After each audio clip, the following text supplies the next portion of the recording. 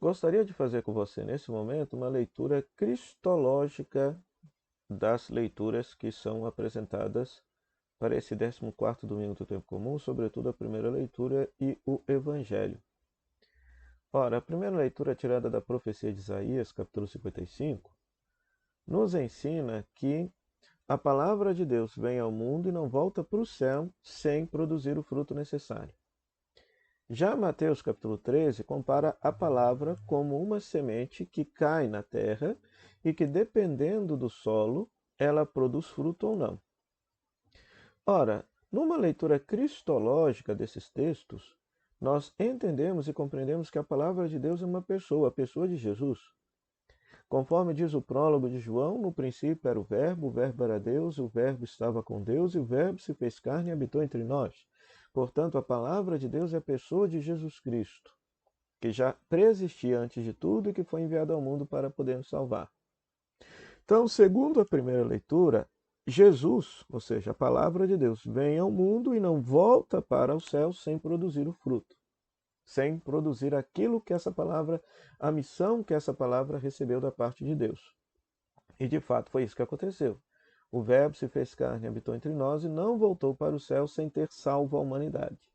Ou seja, pelo mistério da encarnação, pelo mistério da morte e ressurreição de Cristo, a humanidade foi salva por Deus. Foi salva por Deus. Essa era a missão que a palavra de Deus recebeu.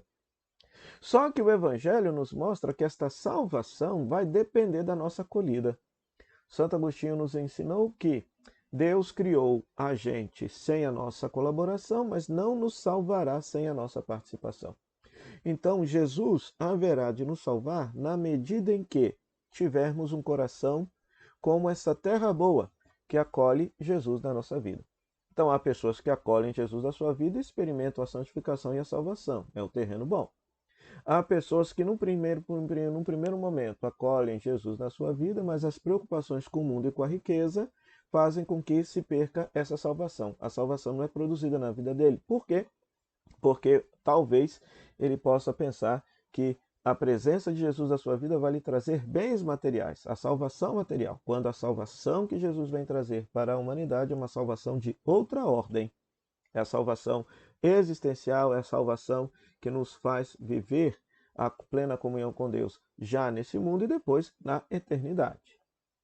Depois, há aqueles que recebem, acolhem Jesus no primeiro momento no seu coração com tamanha alegria, mas por causa da perseguição que sofrem por causa de Jesus, abandonam Jesus, não estão dispostos a dar a vida por ele. E há aqueles que estão absolutamente indiferentes a Jesus, porque acham que não precisam de salvação, porque a sua vida já está plena, já está satisfeita, eles se consideram plenamente realizados, então não há necessidade de ser salvos de quê? Então são aqueles que a semente cai na terra e o passarinho pega e leva embora. Então acho que seria uma leitura cristológica muito interessante dessas leituras que poderia ser feito neste dia, que poderia ser contemplado neste dia. Ou seja, a palavra de Deus é a pessoa de Jesus, que veio ao mundo e nos salvou, voltou para o céu cumprindo a sua missão, mas essa salvação, cada pessoa haverá de experimentá-la ou não, na medida em que for dócil e acolher esta palavra, a pessoa de Jesus Cristo em sua própria vida.